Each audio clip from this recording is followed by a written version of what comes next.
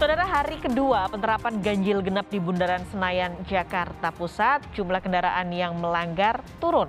Pengendara yang tidak mematuhi aturan sistem ganjil genap terpaksa diputar balik. Petugas Satuan Lalu Lintas Polda Metro Jaya berjaga di 8 ruas jalan ibu kota dalam penerapan ganjil genap pada masa PPKM level 4. Jumat pagi ini, para pengendara roda 4 yang kedapatan bernomor polisi genap langsung diarahkan untuk putar balik. Menurut Dirlantas Polda Metro Jaya, di hari kedua penerapan ganjil genap, para pelanggar hanya diberi tindakan berupa sosialisasi dan putar arah. Sementara itu, dampak dari sistem ganjil genap selama PPKM level 4, jumlah penumpang Transjakarta naik 100.000 orang dalam satu hari. Sebelum diberlakukan ganjil genap, jumlah penumpang sekitar 130.000 orang. Sementara di hari pertama pemberlakuan aturan naik menjadi 243.000 penumpang.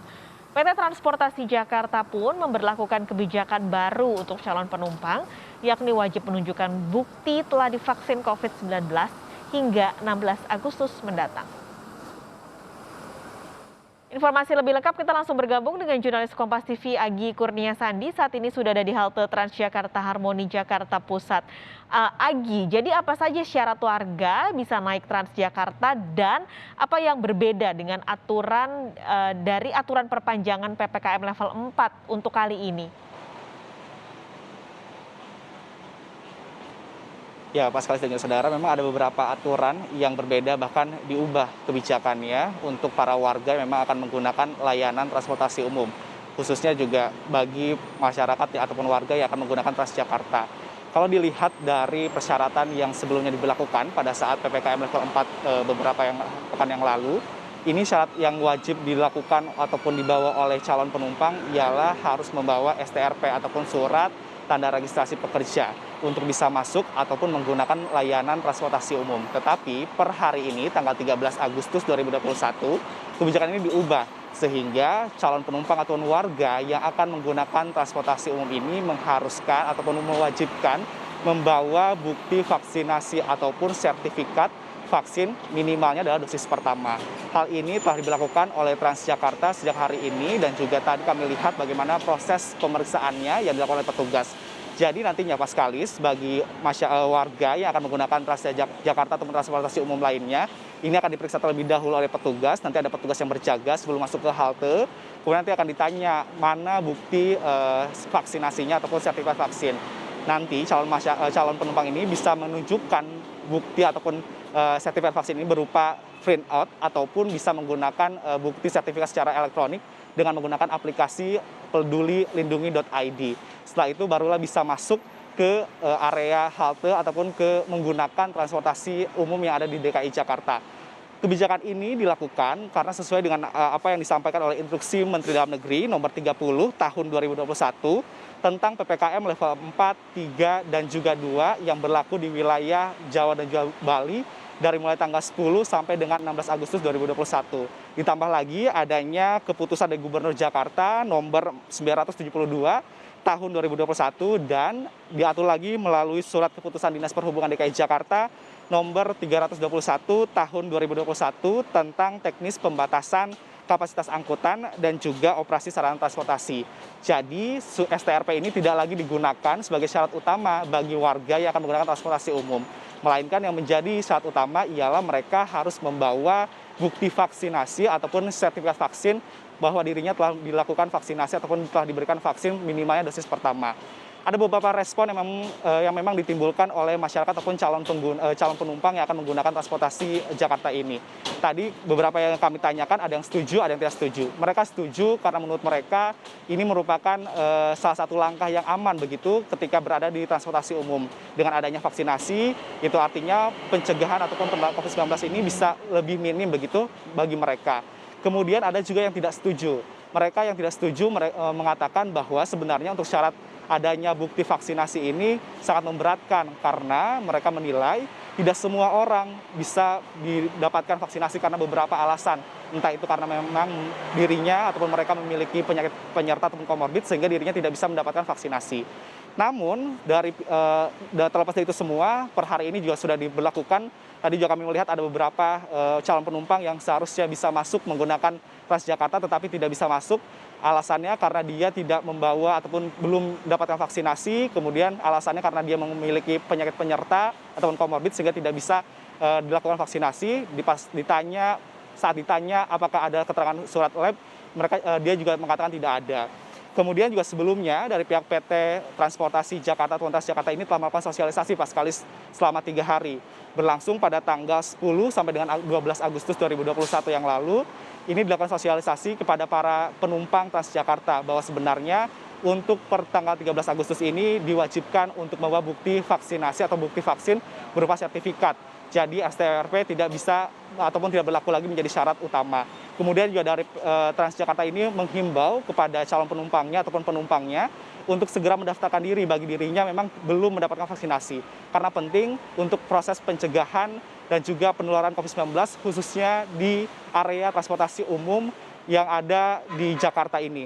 Dan selain itu juga yang tadi sempat Anda sampaikan Pak dan Saudara, bahwa memang ada beberapa protokol kesehatan yang ditetapkan oleh Transjakarta. Selain adanya syarat untuk adanya sertifikat vaksin, ada juga pembatasan kapasitas yang biasanya ini ada full ataupun bisa dilakukan diisi penuh dalam satu bus itu sendiri. Tetapi karena adanya pemberlakuan PPKM level 4 ini hanya dimaksimalkan 50% saja.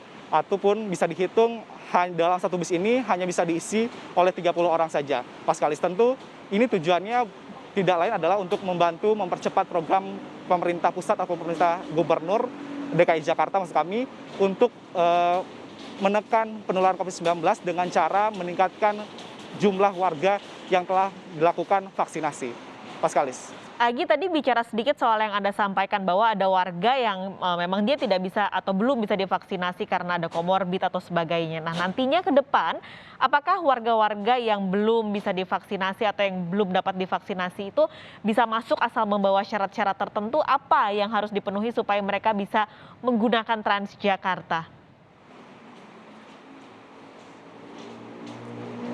Berdasarkan keterangan kami dapatkan dari pihak Transjakarta ini sendiri, pihaknya mengatakan bahwa memang ada beberapa pengecualian bagi orang yang tidak bisa vaksinasi begitu, yang tetap bisa menggunakan layanan transportasi umum, khususnya Transjakarta. Ada 2 kategori Paskalis. Yang pertama ialah bagi warga yang memang memiliki penyakit penyerta ataupun penyakit yang cukup berat sehingga tidak bisa dilakukan pemberian vaksinasi. Yang kedua ialah bagi mereka penyintas COVID-19 ataupun yang baru sembuh ataupun baru terinfeksi COVID-19 dan baru sembuh. Untuk yang memang memiliki penyakit penyerta sehingga mereka tidak bisa dilakukan vaksinasi, ini dari pihak Transjakarta ini mengharuskan mereka ataupun dirinya membawa bukti ataupun surat laboratorium dari dokter ataupun rumah sakit bahwa dirinya memiliki memiliki komorbid atau penyakit penyerta sehingga dirinya belum bisa melakukan vaksinasi. Kemudian untuk kategori yang kedua ialah bagi orang penyintas COVID-19 yang baru saja sembuh, ini tentu belum bisa langsung divaksin. Sehingga dari pihak Transjakarta ini mengharuskan bagi yang penyintas COVID-19 ini jika ingin masuk menggunakan Transjakarta ini cukup membawa surat keterangan hasil positif dan juga hasil negatifnya pada saat pertama kali dia dinyatakan positif, kemudian pada saat dirinya telah dinyatakan sembuh COVID-19 selama 3 bulan terakhir begitu. Nantinya akan diperiksa dan diverifikasi oleh petugas di depan halte. Setelah itu kalau misalnya sudah terverifikasi, barulah warga tersebut bisa masuk ataupun menggunakan transportasi umum khususnya dari Transjakarta itu sendiri. Paskalis. Oke, Agi terakhir tadi ada informasi bahwa ini penerapan ganjil genap hari pertama dampaknya ke mereka yang menggunakan Transjakarta naik secara total ada sekitar 100.000. Apakah nantinya ada antisipasi yang akan dilakukan jika di jam-jam tertentu ini ada penumpukan penumpang di Transjakarta?